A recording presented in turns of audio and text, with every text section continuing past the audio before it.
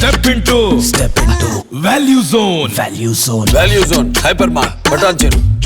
తెలంగాణలో రైతు బంధుపై CM clarity ఇచ్చేశారా? వారికి ఇక రైతు బంధు రాదా అంటే అవుననే సమాధానాలు వినిపిస్తున్నాయి.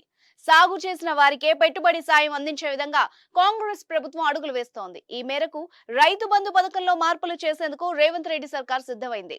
బంజరు భూములు, రియల్ ఎస్టేట్ భూములకు రైతు బంధు కట్ చేయనున్నట్టు సమాచారం. దీనిపై అసెంబ్లీలో చర్చ జరిపి నిర్ణయం తీసుకుంటామని రేవంత్ రెడ్డి ఓ ఇంటర్వ్యూలో స్పష్టం చేశారు.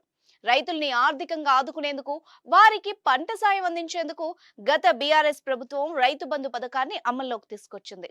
ఈ పథకం ద్వారా తెలంగాణలోని రైతులకు వానాకాలం, యాసంగి పంటలకు ఏడాదికి 2 సార్లు ఎకరానికి 5,000 చొప్పున రైతు బంధు నగదును నేరుగా రైతుల ఖాతాల్లో జమ చేసేది.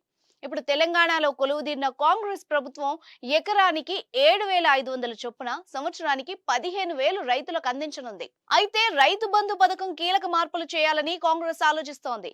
గత ప్రభుత్వంలో భూస్వాములకు, వ్యాపారులకు, మంత్రులు, ఎమ్మెల్యేలు వంటి ప్రజా ప్రతినిధులకు కూడా రైతు బంధు సాయం అందించారు. అయితే దాన్ని కాంగ్రెస్ వ్యతిరేకిస్తోంది.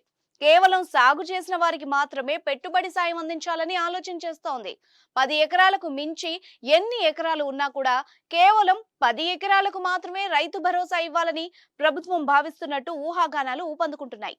తాజాగా మరోసారి రైతు బంధు పరిమితిపై రేవంత్ రెడ్డి కామెంట్ చేశారు. సాగు చేసిన వారికే పెట్టుబడి సాయం కింద రైతు బంధు ఇవ్వాలని గతంలో వచ్చిన జీవో స్పష్టం చేసిన రియల్ ఎస్టేట్ భూములకు, బంజరు భూములకు రైతు బంధు ఇస్తున్నారని విమర్శించారు.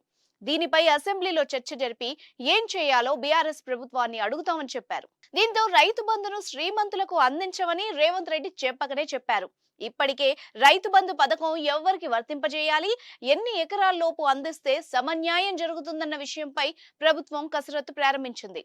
రానున్న రోజుల్లో రైతు బంధుపై రేవంత్ సర్కార్ ఎలా ముందుకెళ్తుందో చూడాలి.